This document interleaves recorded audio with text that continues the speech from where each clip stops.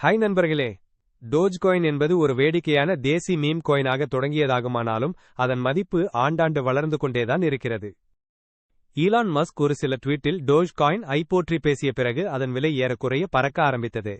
அவரின் ஆதரவு டோஜ்காயினுக்கு மிகப்பெரிய புஷ் அளித்தது.